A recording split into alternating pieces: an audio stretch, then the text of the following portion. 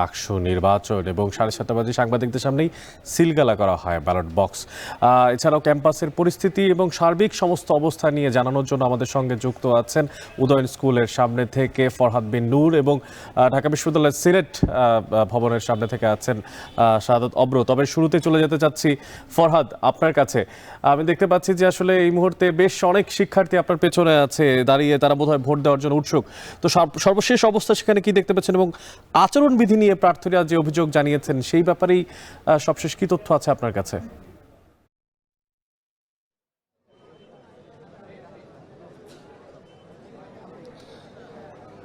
আমরা দেখছি যে ঢাকা বিশ্ববিদ্যালয়ের ভোটারের সংখ্যার দিক দিয়ে যে কেন্দ্রটি সবচেয়ে বড় কেন্দ্র অর্থাৎ উদয়ন স্কুলে, এখানে কিন্তু আমরা দেখছি যে একদম সকাল থেকেই 8টা থেকে ভোট শুরু হবার কথা, কিন্তু আমরা এখানে দেখছি যে প্রায় 1.5 ঘন্টা আগে থেকে অনেক ভোটার তারা এইভাবে করে লাইনে দাঁড়িয়েছেন এবং তাদেরকে যখন আমরা জিজ্ঞেস করেছিলাম তারা বলেছেন যে তাদের জীবনের প্রথম ভোট, সেটি আবার ডাকসুর মধ্য দিয়ে, এবং সে কারণে তারা ভাবছেন যে পরে আরও ভিড় হতে পারে, সে কারণে অনেকেই কিন্তু একদম সকাল সকাল এসে লাইনে দাঁড়ায় এবং আমরা দেখেছি যে অনেকেই কিন্তু ইতিমধ্যেই ভোট দিচ্ছেন এবং প্রার্থীরা তাদের মতো করে এখানে অনেক প্রার্থীকেও কিন্তু আমরা আসতে দেখেছি এবং কিছু কিছু প্রার্থীকে দেখছি আমরা অন্য প্রার্থীর বিরুদ্ধে অভিযোগ আনছেন যে তারা আচরণবিধি লঙ্ঘন করেছেন। আমরা দেখেছি এখানে সকালে আবিদুল ইসলাম খান, যিনি ছাত্রদল সমর্থিত ভিপি পদপ্রার্থী, তিনি এসেছিলেন। ছাত্রদলের কেন্দ্রীয় সেক্রেটারি নাসিরউদ্দিন নাসির এসেছিলেন তার সঙ্গে। তাকে এখনও যদি আমরা ভোট দিতে দেখিনি, তবে তার জিএস প্রার্থী হামিম শেখ তানভীর বাড়ি হামিম, তাকে আমরা ভোট দিয়ে দেখেছি। তানভীর বাড়ি হামিম এবং আবিদুল ইসলাম খান তারা কিন্তু বলেছেন যে এখন পর্যন্ত তারা সুষ্ঠু নির্বাচন দেখছেন এবং শিক্ষার্থীদেরকে এই উৎসবমুখর পরিবেশে ভোট দিতে এসে অংশ নেওয়ার জন্য কিন্তু তারা আহ্বান জানাচ্ছেন। অপরদিকে আমরা দেখেছি যে ছাত্র শিবিরের যে ভিপি পদপ্রার্থী আবু সাদিক কায়েম এবং তার জিএস প্রার্থী এস এম ফরহাদ, দুজনেরই কিন্তু ভোট কেন্দ্র এই উদয়ন স্কুল এবং তারা কিন্তু এখানে ইতোমধ্যেই তাদের ভোট প্রয়োগ করেছেন এবং ভোটাধিকার প্রয়োগের পরে কিন্তু তারা গণমাধ্যমের সঙ্গে কথা বলেছেন এবং তারা আশাবাদী যে এই ডাকসুর মধ্য দিয়ে দেশে যে গণতান্ত্রিক পরিবেশের সৃষ্টি হলো, সেই পরিবেশ এর ধারাবাহিকতা অব্যাহত থাকবে এবং তারা একই সঙ্গে অভিযোগ করেছেন ছাত্রদলের বিরুদ্ধে। আবু সাদিক কায়েম এবং এস এম ফরহাদ তারা দুজনই বলেছেন যে 100 মিটারের মধ্যে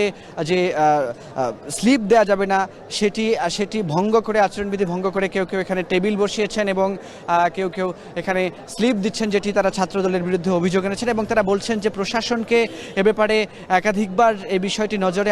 আনার চেষ্টা করেছেন তারা, কিন্তু প্রশাসন এখনও এ বিষয়ে নীরব বলে কিন্তু তারা বলেছেন এবং এই ধরনের পক্ষপাতিত্ব আচরণকে তারা সন্দেহের চোখে দেখছেন, এটি কিন্তু ফরহাদ এবং সাদিক কায়েম বলেছেন। এছাড়া আমরা শিক্ষার্থীদের সঙ্গে কথা বলেছি, শিক্ষার্থীরা কিন্তু ব্যাপক উৎসাহ এবং উদ্দীপনার মধ্য দিয়ে তাদের এই ডাকসু হল সংসদ নির্বাচনের যে ভোট, সেটি কিন্তু তারা এখানে সেই ভোটাধিকার কিন্তু তারা প্রয়োগ করছেন। আমরা দেখেছি এখানে অনেক প্রার্থী আছেন যারা জীবনের প্রথম ভোট, যারা অনেক ভোটার রয়েছেন, তাদের এই ভোটাররা কিন্তু জীবনের প্রথম ভোট এখানে আজকে প্রয়োগ করছেন, তাও আবার ডাকসুর মধ্য দিয়ে। সুতরাং ভোটার প্রার্থী সবাই একরকম উৎসব মুখর পরিবেশে পুরো ঢাকা বিশ্ববিদ্যালয়ে আসলে এই ডাকসু নির্বাচনে অংশ নিয়েছেন এবং আমরা দেখেছি যে 7:30টার পরে আমরা এখানে দেখেছি যে ব্যালট বাক্সগুলো সেগুলোকে উন্মুক্ত করা হয় গণমাধ্যমের সামনে এবং সেগুলো গণমাধ্যমের সামনেই তালা লাগিয়ে দেওয়া হয়, সিলগালা করে দেওয়া হয় এবং এরপর কিন্তু আমরা দেখেছি যে 8টার দিকে ভোট গ্রহণ এখানে শুরু হয় এবং প্রার্থীরা লাইনে দাঁড়িয়ে, তারা ভোটাররা লাইনে দাঁড়িয়ে তারা কিন্তু এখনও ভোট দিচ্ছেন। একই সঙ্গে যদি বলি যে এখানে আমরা যখন আসি এরপরে আমরা দেখেছি যে 7টার কিছুক্ষণ আগে এখানে নির্বাচনের যে ভোটার যে সামগ্রী রয়েছে সেই সামগ্রীগুলোকে কিন্তু এখানে নিয়ে আসা হয় এবং আমরা দেখেছি যে এখন পর্যন্ত এখানে শিক্ষার্থীদের মধ্যে একটি উৎসাহ, উদ্দীপনা এবং উচ্ছ্বাস সবই কিন্তু আমরা এখানে দেখছি। তো এই ছিল আমার কাছে ঢাকা বিশ্ববিদ্যালয়ের যে ডাকসু নির্বাচনের যে উদয়ন কেন্দ্র, উদয়ন স্কুল থেকে আমার কাছে সবশেষ তথ্য।